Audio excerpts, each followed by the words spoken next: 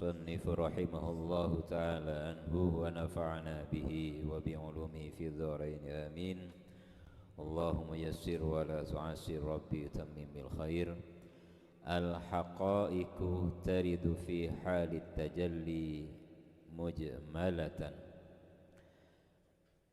Al-haqa'iq, ilmu hakikat atau esensi dari segala sesuatu, taridu, diturunkan atau dikaruniakan kepada hati hamba fi halit tajalli, dalam keadaan tajalli, mujmalatan, secara ringkas. Ayo Mbak, ditulis Mbak. Secara ringkas. Wa ba'dal wa'yi, setelah sadar,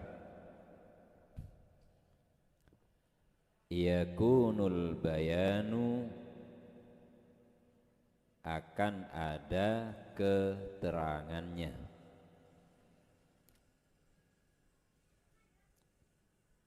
Fa idza qara'nahu fattabi' qur'anah, apabila kami membacakan kepadanya, apabila kami membacakan kepadanya,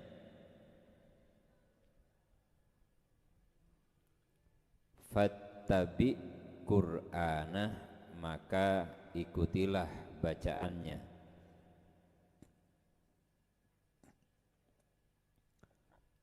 Thumma inna alaina bayanahu, kemudian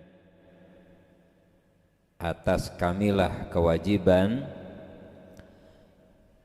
menjelaskannya.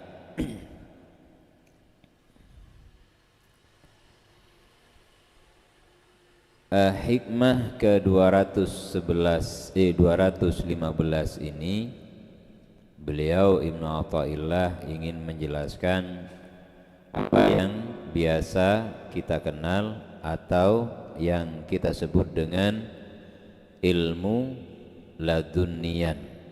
Sambil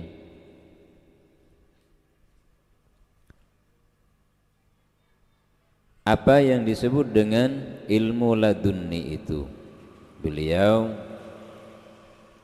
ingin menjelaskan ini dalam kitabnya Al-Ghazali, bahwa ilmu ladunni itu adalah ilmu yang diperoleh secara langsung oleh seorang hamba manakala hati si hamba telah bersih, kolbunya telah memancarkan cermin laksana bening, yang di situ kemudian akan terpantul semua yang berada di alam lahut atau alam ketuhanan. Maka ilmu ladunni itu tidak sama dengan ilmu yang kita pelajari, dengan ilmu yang kita peroleh melalui usaha. Semua pengetahuan yang kita peroleh secara usaha itu berbeda. Wa huwal ilmul ladunnil ati bi ghairi takallumin, bahwa hakikat itu adalah ilmu ladunni al-ati, yang datang bi ghairi takallumin, tanpa proses dialog, wala dirayatin wala isti'dadin, ataupun tidak menggunakan dirayah periwayatan, wala isti'dadin, ataupun melalui proses persiapan. Mengapa?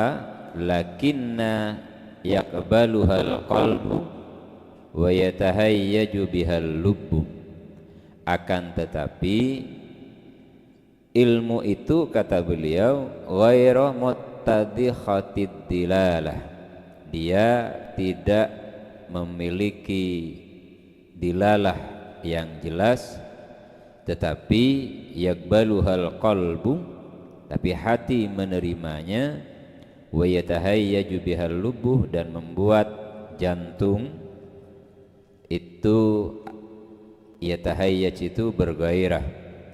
Wal haqaiqu ma yajri ala lisani ahlil haqiqati minal qawaidi wan nuktil hikamiyati wa hiya la taridu bita'ammulin wa la tatawakkufu ala sababin, bahwa yang disebut dengan ilmu ladunni itu adalah ilmu yang tidak diperoleh melalui dialog atau melalui periwayatan-periwayatan yang didukung dengan dalil.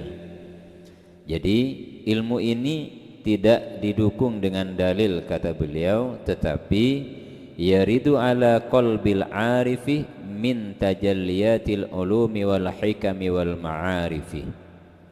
Tetapi kata beliau, dia diturunkan atau diberikan oleh Allah Ta'ala kepada hati hambanya yang arif, min tajalliyat, dari manifestasi atau penjelmaan pengetahuan ilmu, wal hikami, dan hikmah, wal ma'arifi, dan ma'rifatullah. Fataratan takunu uluman wa taratan takunu hukman wa ma'arifan. Ada kalanya dia berbentuk ilmu, ada kalanya dia berbentuk hukum, ada kalanya dia berbentuk ma'rifatullah. Ilmu di sini dipahami sebagai ilmu yang bersifat umum, bukan ilmu yang bersifat khusus. Artinya ilmu yang berhubungan dengan pengetahuan semesta, mulai dari sains ataupun ilmu-ilmu yang bisa dipelajari secara zahiriyah melalui iktisabi, melalui usaha. Jadi seperti ilmu bahasa Arab, ilmu fikih, ilmu tauhid, bahkan ilmu tasawuf secara teori pun juga bisa diperoleh secara ladunian. Wataratan takun hukman, ada kalanya hakikat itu berbentuk hukum. Nah, ini nanti ada penjelasan yang lebih detail dari Ibnu Ajibah di bawah. Wa ma'arifan, ataupun yang bersifat murni ma'rifatullah, pengetahuan kita tentang Allah Subhanahu wa ta'ala. Wa taratan takunu kashfan bighaibin kana aw sayakunu. Ada kalanya juga yang disebut dengan ladunian itu adalah pengetahuan kita yang diperoleh dengan kasyaf. Kasyaf itu berarti penglihatan batin terhadap sesuatu yang sudah lalu ataupun sesuatu yang akan terjadi. Contoh misalkan ada orang bisa berkisah tentang para sunan atau para auliaillah atau peristiwa-peristiwa yang telah lampau dengan begitu detailnya. Jangan heran karena beliau memperolehnya dengan cara kasyaf, dan itu diperoleh dengan cara kasyaf terhadap peristiwa-peristiwa yang sudah lewat. Kapan itu, di mana itu? Contoh konkretnya adalah Al-Quran. Bagaimana Rasulullah itu berkisah tentang kaum Yahudi, bagaimana Rasulullah berkisah tentang negeri Iram yang ditenggelamkan oleh Allah Ta'ala, bagaimana Allah Ta'ala atau Rasulullah berkisah tentang peristiwa-peristiwa lampau mulai dari penciptaan Nabi Adam dan sebagainya. Kalau itu tidak melalui kasyaf, hanya nanti ada perinciannya, atau peristiwa yang akan datang. Jadi pengetahuan ma'rifah tentang hakikat sesuatu melalui ilmu ladunni itu atau ma'rifah itu bisa berupa pengetahuan terhadap peristiwa yang akan datang. Jadi peristiwa yang akan datang, misalkan dalam hadis walaupun masih diperdebatkan kesahihannya, yang dijelaskan dalam kitabnya Al-Imam Jalaluddin As-Suyuti, bahwa umur umat Rasulullah itu tidak akan lebih dari 1500 tahun gitu. Bahwa umur beliau tidak akan lebih dari 1500 tahun. Kalau tidak lebih dari 1500 tahun, kalau kita hitung dari katakanlah bi'sah, maka sekarang itu sudah masuk 1460 ditambah dengan 13 tahun sebelum hijrah. Nah, itu termasuk pengetahuan yang dimiliki oleh Rasulullah terhadap peristiwa yang akan datang. Atau ketika seorang Syekhul Akbar Ibnu Arabi mengatakan bahwa beliau ketika hidupnya tidak sedikit ditolak oleh orang-orang di masanya, bahkan oleh kalangan ulama sekalipun. Akhirnya beliau seakan tidak rela kalau kuburannya diziarahi di masa itu. Sehingga ketika beliau wafat, sebelum wafat beliau mengatakan bahwa makamku ini akan diketahui idza dakhala sin ala shin gitu. Jadi bahasa beliau, makamku ini akan diketahui nanti apabila huruf sin itu masuk ke huruf shin. Akhirnya orang setelah itu tidak ada yang faham.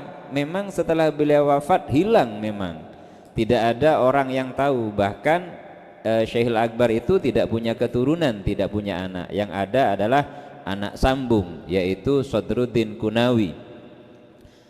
Namun setelah itu tidak banyak orang yang memahami tentang makamnya, di mana tempat beliau dikuburkan. Setelah kurang lebih sekitar 400 tahun setelahnya, bahkan 500 tahun setelahnya, Sultan Salim dari kerajaan Turki Utsmani berkunjung ke Syam. Sin yang pertama ternyata bermakna Sultan Salim, shin yang kedua adalah negeri Syam atau wilayah Syam. Baru kemudian beliau yang menemukan makamnya. Artinya peristiwa yang akan datang 500 tahun setelahnya pun juga sudah disampaikan. Atau sebagaimana Kanjeng Sunan Kalijaga ketika beliau berwasiat kepada muridnya, nanti engkau akan punya murid dan dia akan menjadi pemimpin tanah Jawa. Siapa? Yaitu Sultan Agung Mataram. Atau Raden Mas Rangsang itu sudah dinubuat dulu, sudah dibaca terlebih dahulu oleh Kanjeng Sunan Kalijaga. Nah, pengetahuan seperti ini bukan sesuatu yang diupayakan, bukan sesuatu yang diusahakan, tetapi pengetahuan yang seperti ini adalah pengetahuan yang diperoleh oleh Allah, dari Allah Ta'ala secara langsung, yang diberikan kepada hati hambanya. Makanya wa hikmatu dzalika, dan hikmahnya hal tersebut, bahwa idza takhallasat ar-ruh wa tasif wa basil hissi kana ghalibun ma yatajalla fiha haqqan. Jadi ketika ruh itu telah mencapai yang namanya kemurnian dan kebersihan dari kegelapan panca indera, karena maka ada apa ruh itu ghalibun ma yatajalla fiha haqqan, thumma inna hadhil haqa'iqa qad taridu fi halit tajalli mujmalah. Bahwa ketika pengetahuan itu diberikan oleh Allah Ta'ala ke dalam hati hambanya secara langsung, itu biasanya ketika hamba mengalami yang namanya tajalli, begitu. Jadi ketika Allah Ta'ala mengalami yang namanya tajalli, artinya tajalli itu berarti Allah memancarkan sebagian dari cahaya alam lahutia, alam ketuhanan yang isinya adalah pengetahuan, yang berisi pengetahuan, yang kemudian dari itu si hamba bisa menerimanya secara global. Jadi tidak menerima secara rinci, tetapi Allah menerimanya secara global saja. Fayuqayyiduhal insan, maka kemudian manusia mengikatnya. Dan kama tajlibu thumma yatafakkaru fiha fayatabayyanu ma'naha. Dan ketika itu muncul dan dia merenungkan maknanya, ketika dia merenungkan maka akan menjadi jelas maknanya. Jadi pengetahuan yang diberikan oleh Allah Ta'ala kepada hati hambanya itu diperoleh dengan cara yang tajalli tadi, kemudian yang sifatnya global ini apabila direnungkan di saat muncul di dalam kolbunya seseorang atau seorang salik, baru kemudian maknanya akan menjadi jelas. Faba'dal wahyi wa huwa al-hifdzu yakunul bayan. Apabila dia sudah sadar dan dia kemudian hafal, yakunul bayan, maka itulah akan menjadi keterangannya. Tsumma istadalla bi ayatil wahyi li'anna al-wahya ala arba'ati aqsamin. Ibnu Athaillah, katanya Ibnu Ajibah, bersandar kepada ayat fa idza qara'nahu fattabi' qur'ana tsumma inna 'alaina bayana. Dan wahyu itu dibagi ke dalam 4 macam. Pertama adalah wahyu ilhamin, wahyun ilhamun, wahyu yang sifatnya ilham, wa wahyun manamun, dan wahyu yang diperoleh dari dalam mimpi, wa wahyun i'lamun, wa wahyun ahkamun. Jadi wahyu itu ada yang sifatnya ilham, kemudian wahyu yang diperoleh dalam mimpi, dan wahyu yang sifatnya adalah pemberitahuan dari Allah Ta'ala, dan yang keempat yaitu wahyu yang sifatnya hukum. Fasyarakatil awliya'ul anbiya'ah fi salasati. Para aulia dan para nabi sama dalam masalah wahyu itu pada 3 tempat atau pada 3 macam. Yang pertama ilham, yang kedua mimpi, yang ketiga pemberitahuan langsung dari Allah Subhanahu wa Ta'ala, wa huwa al-fahmu anillah, yaitu pemahaman dari Allah Ta'ala. Jadi wali dan nabi itu sama dalam ketiga hal ini. Wahyu yang memiliki sifat sebagai ilham, kemudian yang diperoleh melalui mimpi dan melalui pemberitahuan, melalui tanda-tanda alam, dan itu pemahaman dari Allah Ta'ala secara langsung. Dan untuk wa infaradatil anbiya, dan khusus untuk para nabi, biwahyil ahkam. Jadi para nabi itu dapat wahyu yang fungsinya sebagai hukum. Fal awliya lahum wahyun ilham wa yakun aju awalan mujmalan fil qalbi. Dan bagi para wali itu hanya bersifat ilham, tidak bersifat hukum. Mengapa? Karena para wali bukan pengemban risalah, bukan pengemban hukum yang dijelaskan oleh Allah Ta'ala untuk disampaikan kepada para umatnya, tetapi para walinya Allah hanya berfungsi sebagai pembaca wahyunya Allah Subhanahu wa Ta'ala.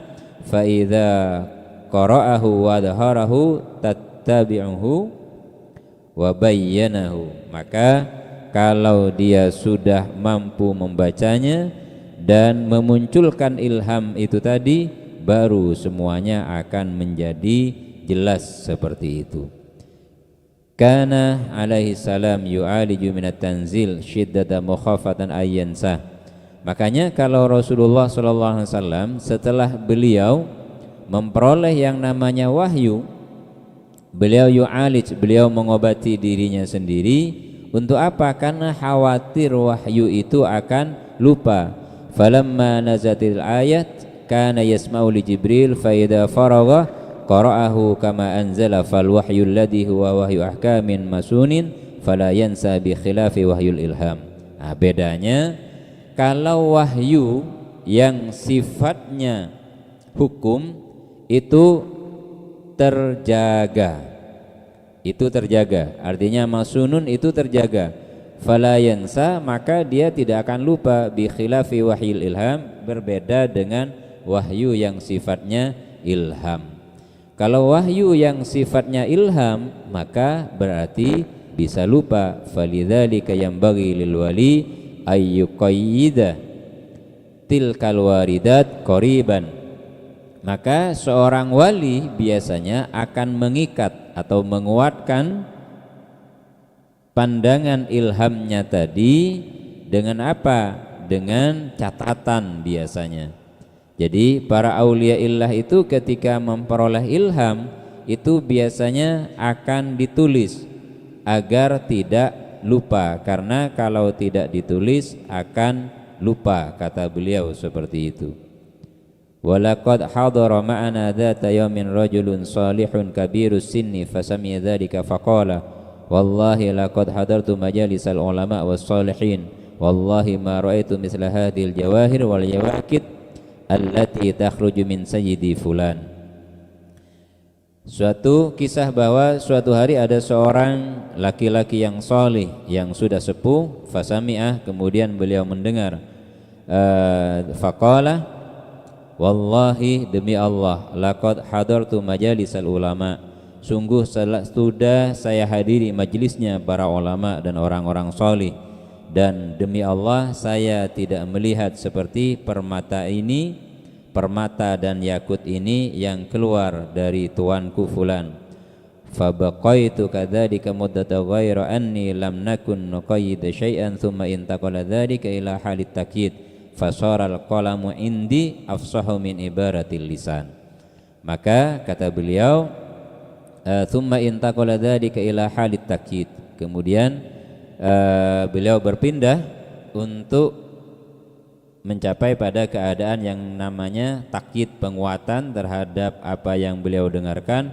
Fasaral qalamu, maka menjadilah kolam indi di sisiku itu afsah, itu lebih fasih, lebih kuat ingatannya, min ibaratil lisan, berarti harus ditulis, kata beliau itu. Kana ba'dul arifin yaqulu li ashabihi idza kuntu atakallamu alaikum akunu astafidu min nafsi ma yajrihi Allahu ala lisani kama tastafiduna antum minni. Sebagian arifin itu sering bilang begini kepada para sahabatnya, kalau saya sedang bicara ya kepada kamu semua, alaikum, aku nu astafidu min nafsi, saya pun juga mengambil pelajaran, mengambil faedah, mengambil manfaat dari diri saya sendiri. Ma yajrihillahu ala lisani, dari semua yang Allah alirkan melalui lisan saya, dari semua yang saya ucapkan melalui lisan saya ini, semuanya adalah dari Allah Ta'ala. Maka saya pun juga mengambil manfaat, mengambil faedah dari yang saya ucapkan sendiri.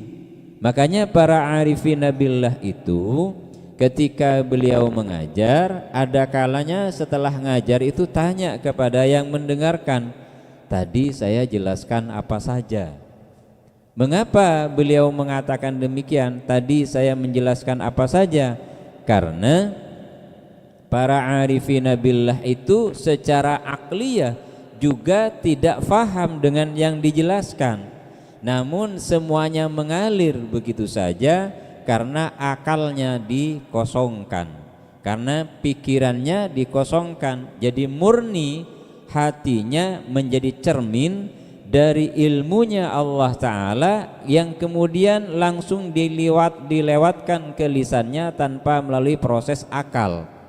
Orang yang mendengarkan bisa jadi faham dan bisa jadi mengerti serta menulis, padahal yang berbicara belum tentu memahaminya kecuali setelah beliau mengingat-ingatnya kembali. Maka itulah bedanya antara ilmu ladunnian dengan ilmu iktisabian, ilmu yang diperoleh dengan melalui proses usaha, yaitu belajar. Allahumma sholli ala Muhammad. Ayo, Pak.